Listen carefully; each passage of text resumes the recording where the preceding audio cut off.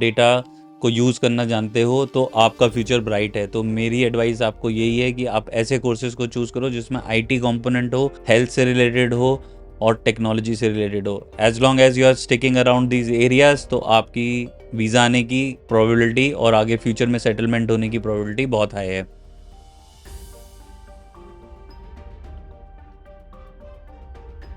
Hi hello everyone, this is चकित from VAC global education.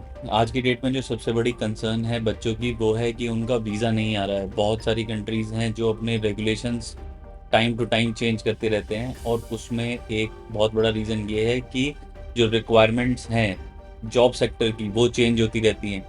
आज की डेट में जो सबसे ज़्यादा रिक्वायरमेंट है जॉब्स की वो है आईटी सेक्टर से रिलेटेड, कंस्ट्रक्शन से रिलेटेड या हेल्थ से रिलेटेड। और बच्चे अगर अपने स्किल्स पे फोकस करेंगे तो उनका वीज़ा भी आएगा और अच्छा करियर भी डेवलप हो पाएगा। तो इस वीडियो में मैं आपको वो सारे कोर्सेज बताने वाला हूँ जिनकी डिमांड आने वाले टाइम में रुकने के चांसेस सबसे कम है। 2025 में अगर ये कोर्स आप स्टार्ट करते हो जो कि कंप्लीट हो जाएगा 2026-27 में, उसके बाद भी ये कोर्स रेलेवेंट रहेंगे और आपकी जॉब और पीआर होने की जो प्रोबेबिलिटी है वो काफ़ी हाई होगी। So watch this video till the end so that you get the complete information. Also, if you like this video, then hit the like button, share it with your friends and family, and subscribe to VAC. So let's start with the bachelor students की अगर आपने class 12th की है तो आप कौन कौन से ऐसे कोर्सेज हैं जो हाईली इन डिमांड रहने वाले हैं और आपकी जो जॉब सिक्योरिटी है वो बनी रहेगी। उसमें जो सबसे पहला टॉप नॉच कोर्स आता है वो आता है नर्सिंग।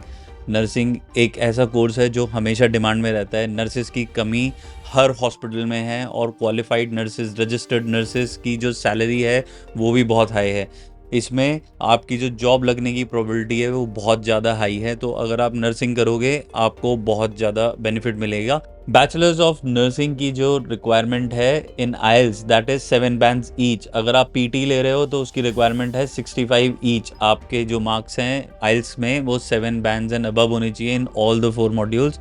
और अगर आप पीटी ले रहे हो तो 65 each in reading, writing, listening, speaking.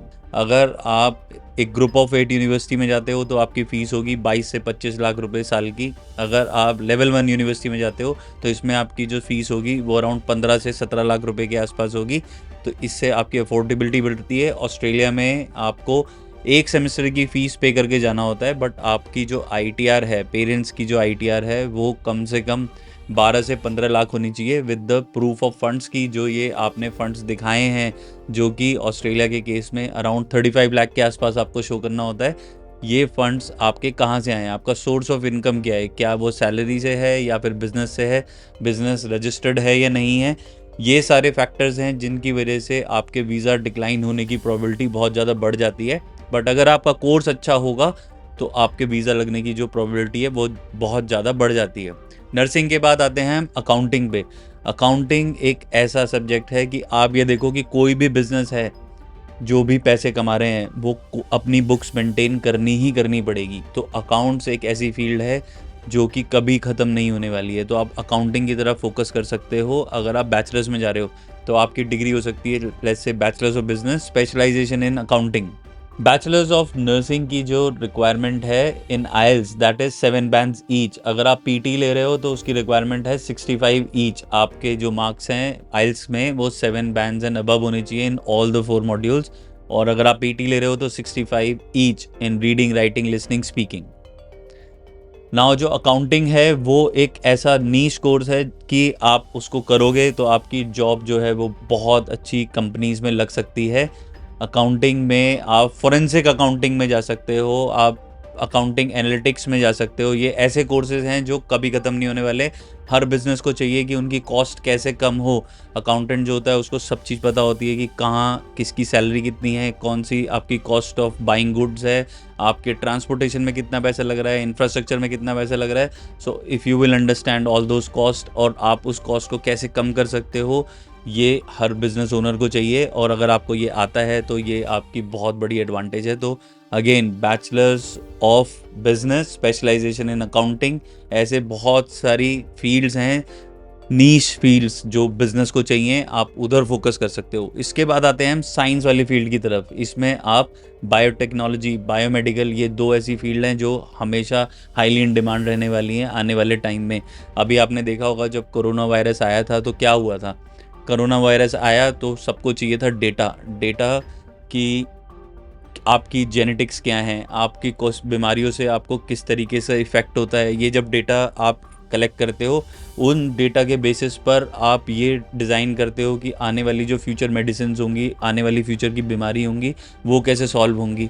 तो जितनी भी कंट्रीज़ हैं इस टाइम पर, they are spending heavily on the drug making. तो यहाँ पर आपकी biomedical and bioscience, bio informatics, ये सारी ऐसी फील्ड्स हैं जिनमें आपको बहुत ज़्यादा जॉब्स लगने की प्रोबेबिलिटी है। तो जितने भी कोर्सेज हैं बैचलर्स वाले, उसमें रिक्वायरमेंट है ऑस्ट्रेलिया में 6.5, नॉट लेस देन 6। इस पे आप ध्यान दो। आपके फंड सॉर्टेड हैं और आपके पेरेंट्स की जो सोर्स ऑफ इनकम है अगर वो सॉर्टेड है, तो आपको डेफिनेटली ऐसी जॉब मिलेगी कि जिससे कि आप आगे जाके फ्यूचर में पीआर भी ले पाओगे और बहुत अच्छी यूनिवर्सिटी में पढ़ भी पाओगे।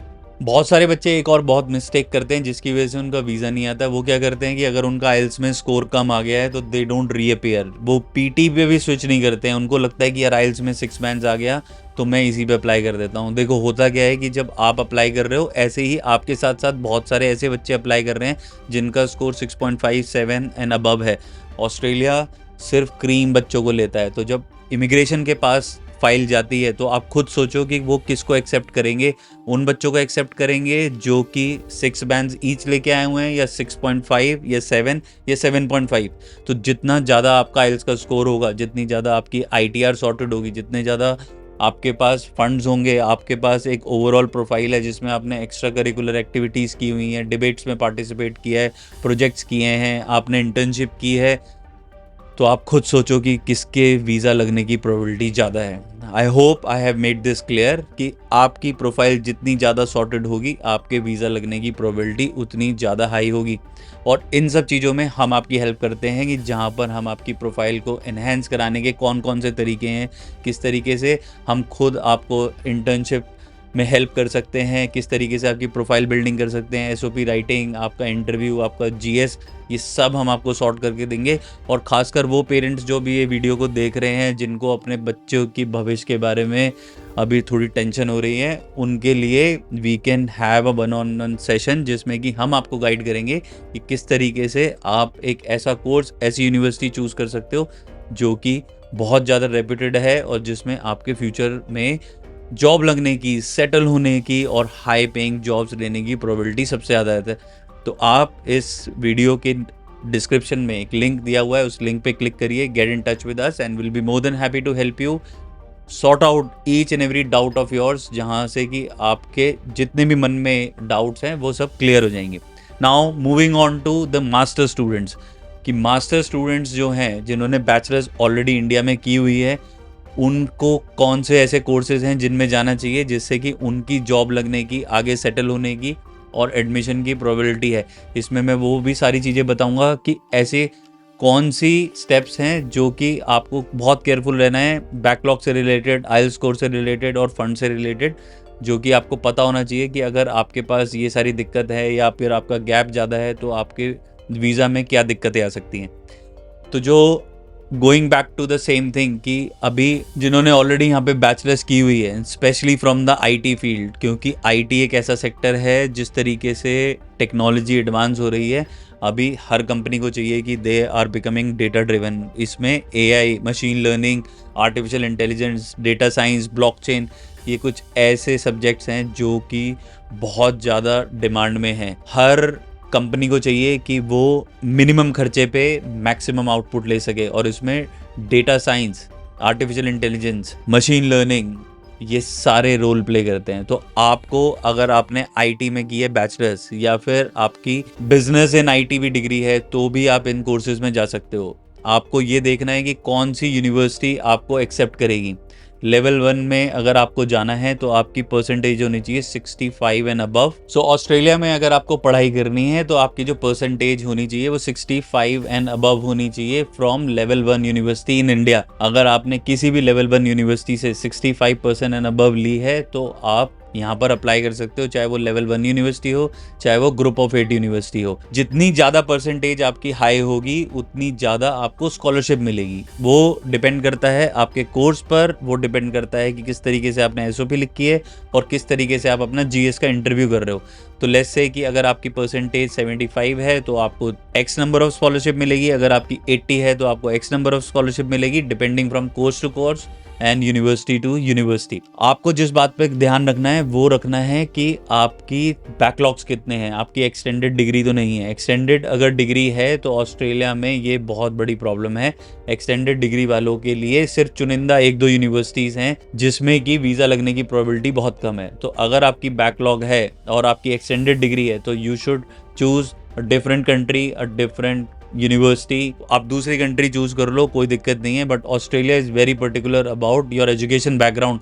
तो आपकी जो मैक्सिमम बैकलॉग हैं that should not be more then 8।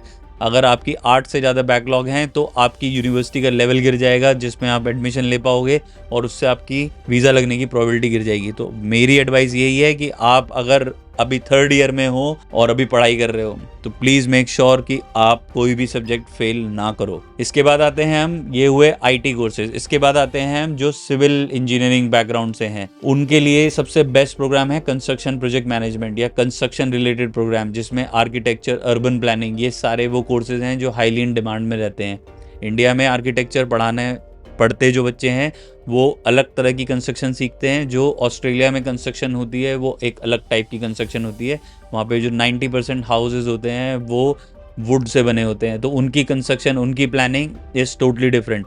तो जब आप वहाँ पे जाके पढ़ाई करते हो, उनकी प्लानिंग को समझते हो, तो वहाँ की आपकी नीश मार्केट बनती है और आपकी जॉब लगने की प्रोबेबिलिटी जो है वो बहुत ज़्यादा हाई हो जाती है। आने वाले टाइम में जो अभी तक हमने देखा है कि वहाँ पर ऑस्ट्रेलिया में जो नंबर ऑफ़ स्टूडेंट्स हैं वो काफ़ी इंक्रीज़ हो गए, जिसकी वजह से वहाँ पर हाउसिंग क्राइसिस हुआ है। तो अभी कंस्ट्रक्शन की जो जॉब्स हैं वो बहुत ज़्यादा बढ़ने वाली हैं। तो मेरी एडवाइस ये है कि अगर आप सिविल इंजीनियरिंग बैकग्राउंड से हो तो आप कंस्ट्रक्शन प्रोजेक्ट मैनेजमेंट एक ऐसा कोर्स है जो आप चूज़ कर सकते हो, जिससे कि आपकी आने वाले टाइम में जॉब लगने की और पीआर होने की प्रोबेबिलिटी जो है वो बहुत ज़्यादा हाई जाएगी। इसके साथ साथ जो मैकेनिकल वाले बच्चे हैं उनके लिए रोबोटिक्स बहुत बढ़िया कोर्स है, मैकेट्रॉनिक्स बहुत बढ़िया कोर्स है जो आप चूज़ कर सकते हो। ये दोनों वो कोर्सेज हैं कि जिनसे कि आप ऑटोमेशन ला सकते हो with in the mechanical sector. जिस तरीके से अभी ईवी बढ़ रहा है, आप सस्टेनेबिलिटी, रिन्यूएबल एनर्जी, ऐसे कोर्सेज चूज़ कर सकते हो जो मैकेनिकल वाले बच्चे हैं। इससे आपके आने वाले फ्यूचर में जॉब लगने की और पीआर होने की जो है वो प्रोबेबिलिटी बढ़ जाती है।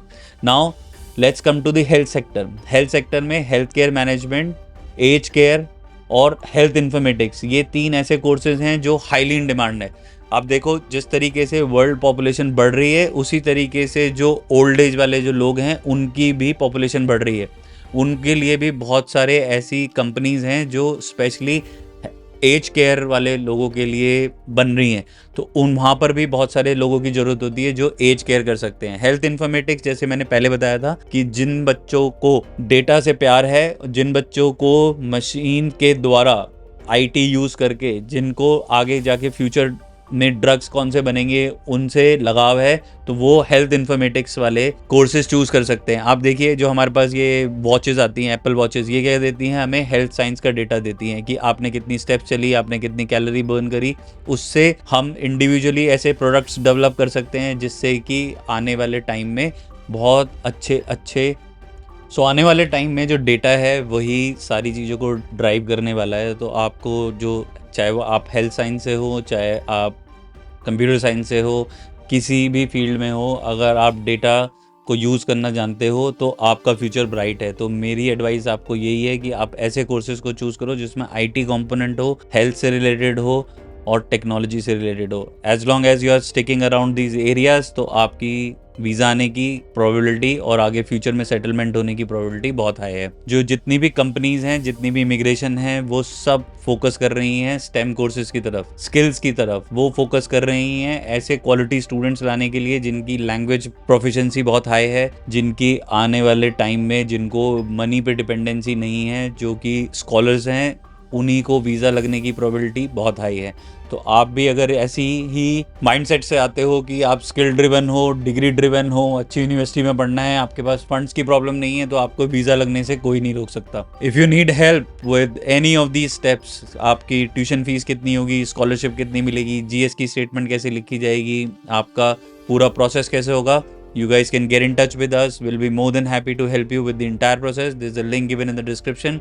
Click that link, get in touch with us, and we'll be more than happy to help you. Thank you for watching this video. I hope you liked it. If you have liked this, hit the like button, share it with your friends and family, and subscribe to VSE. We shall see you in our next video. Till the time, you guys take care of yourself. Bye bye.